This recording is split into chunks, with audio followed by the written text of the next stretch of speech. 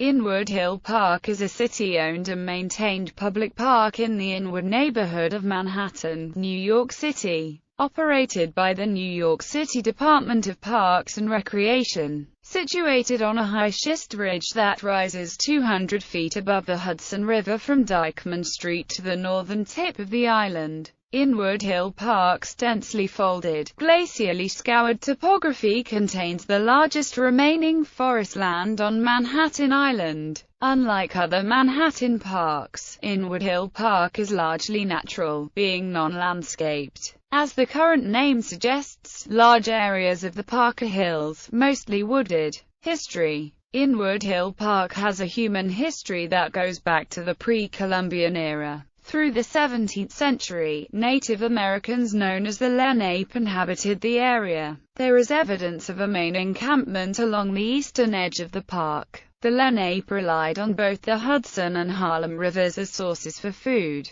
Artifacts and the remains of old campfires were found in Inwood's rock shelters, suggesting their use for shelter and temporary living quarters. Legend has it that under a tulip tree in the park Peter Minuit, Director General of New Netherland, purchased Manhattan from the band of Native Americans in 1626 for the Dutch West India Company, the purchase price being a shipment of goods worth 60 guilders. The tree, the largest tulip on the island, survived for centuries until it was felled by a storm in 1933. Until the 1950s, the base of the tree under which this transaction allegedly took place was still to be seen, surrounded by a large iron fence. But as it rotted, it was finally removed and a boulder and plaque replaced it. Fort Cock Hill, one of many forts built in New York by the Continental Army during the Revolutionary War, stood slightly north from the center of Inwood Hill Park.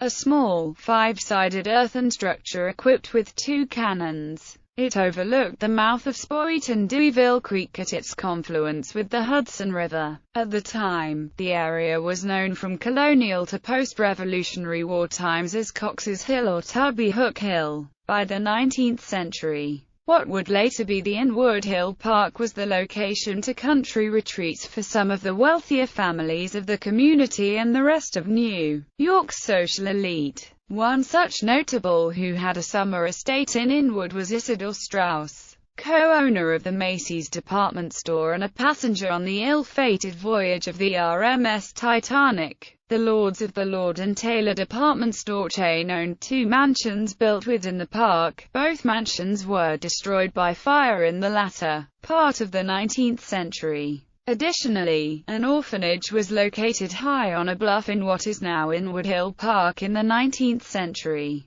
The site today includes a small paved area and park benches. No trace of the building remains. Between 1915 and the early 1940s, the city purchased some parcels of land that make up the park as it is today. The park was officially opened on May 8, 1926. Many trails were paved over and illuminated with lampposts as a project of the Works Progress Administration during the 1930s. At present, most of these are paths and nearly all the lampposts are in dire need of repair. On September 15, 1995, the Inwood Hill Nature Center was dedicated and opened to the public. It is located near the park entrance on 218th Street and Indian Road. The center is located on Manhattan's only saltwater marsh, and has been designated as an interactive exhibit with ongoing monitoring of the natural area. It is also the focal point to watch the eagles that have been placed in the park to be freed when they are able to adjust to the environment.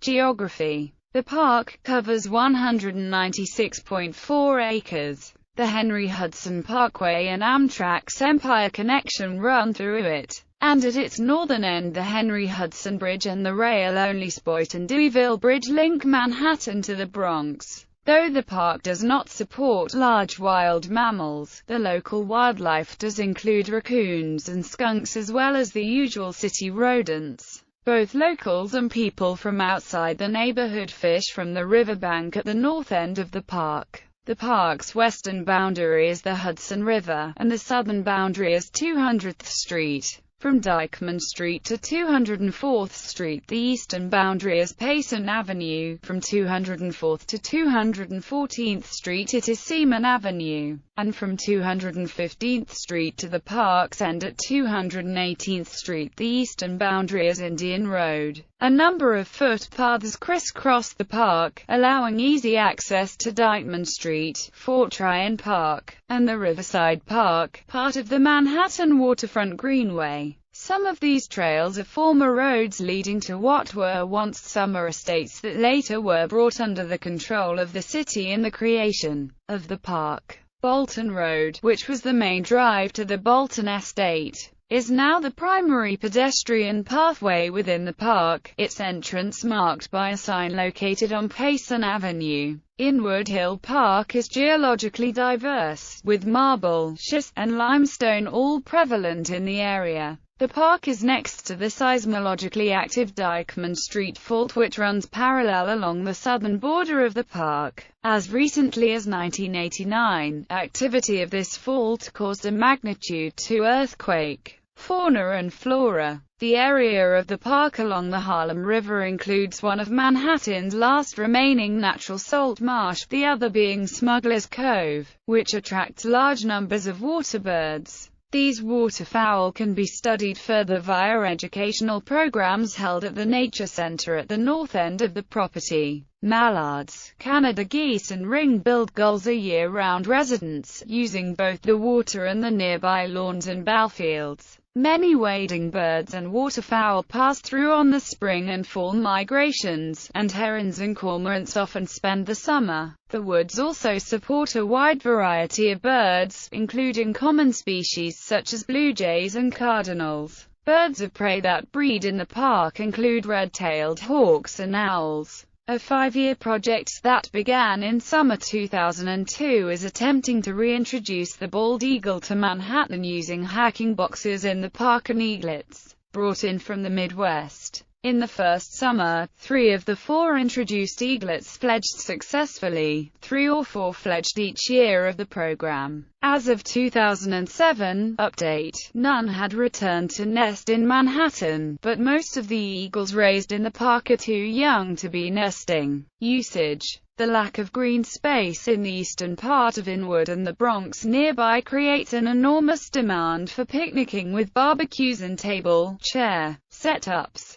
Activity that is either illegal or tightly controlled in most city parks. However, Inwood Hill Park has managed this by permitting such setups on the manicured, maintained peninsula portion of the park. This has not been without controversy, as during the warmer spring and summer months the area becomes unmanageable at times with a lack of policing in the later hours of the day, leaving the area open to automobiles, motorcycles and larger open fires in undesignated areas. This is all allowed to happen without regard for safety or for the primal natural surroundings of the area. The park contains 3 children's playgrounds, baseball and soccer fields, and tennis and basketball courts. The Inwood Hill Nature Center at the north end of the park is both a location for educational programs and the local headquarters of the urban park rangers. Inwood Hill Park's ballfields are heavily used by local and other city Spanish-language leagues during the long baseball season.